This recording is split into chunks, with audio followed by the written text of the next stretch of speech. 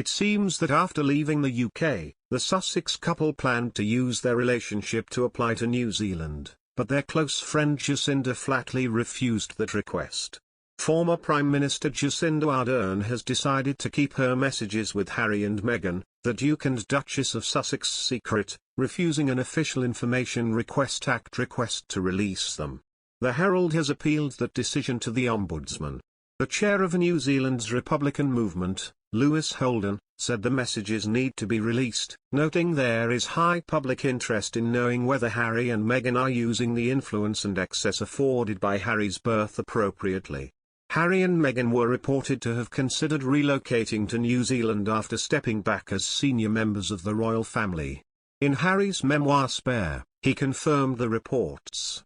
"What if we could spend at least part of each year somewhere far away, beyond the reach of the press?" The question was, where? "We talked about New Zealand," Harry said in the book. They opted to move to Canada and then California instead. Nearly 3 years of correspondence from 2018 to 2022 was requested by the Herald. Messages between the office of the former Prime Minister and the office of the Duke and Duchess were released. However, the government acknowledges that there are additional communications between then Prime Minister Ardern and the Duke and Duchess of Sussex themselves, which it has decided to keep from the public eye.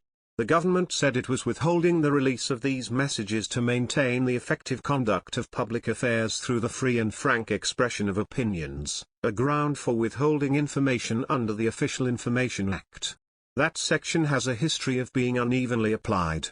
Messages between public figures like, for example, microbiologist Susie Wiles and Ashley Bloomfield, or even between journalists and ministers' offices, have been captured and released by the Official Information Act. It is not clear why Meghan and Harry's messages merit full protection. Ardern was approached for comment through the office of current Prime Minister Chris Hipkins.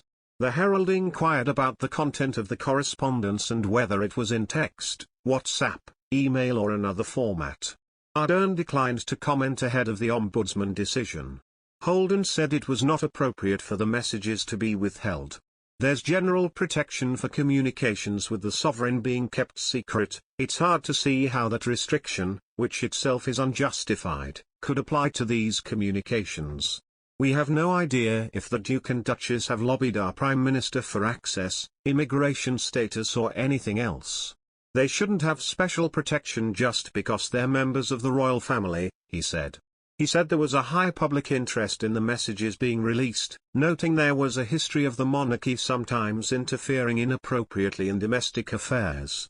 Even though the royals are largely a symbol, and their day-to-day lives are an irrelevance, there are often specific instances where their communications are of huge public interest. An example is the letters between Buckingham Palace and the Australian Governor-General Sir John Kerr, prior to Kerr sacking the government of Gough Whitlam in 1975, Holden said.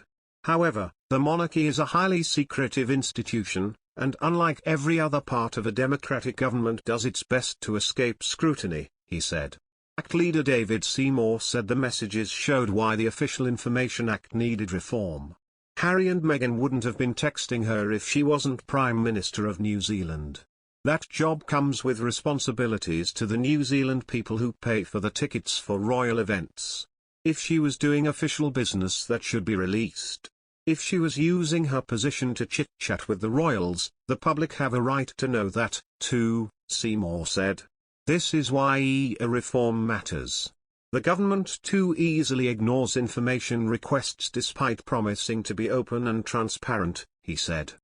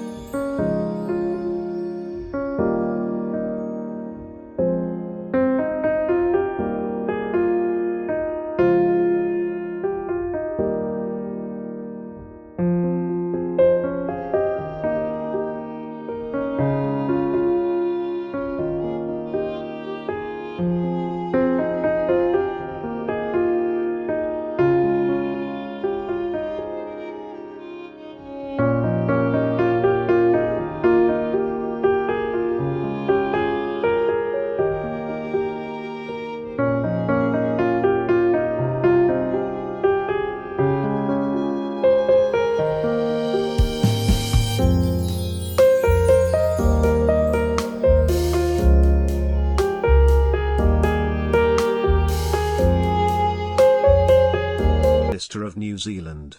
That job comes with responsibilities to the New Zealand people who pay for the tickets for royal events. If she was doing official business, that should be released. If she was using her position to chit-chat with the royals, the public have a right to know that, too, Seymour said. This is why a reform matters. The government too easily ignores information requests despite promising to be open and transparent, he said.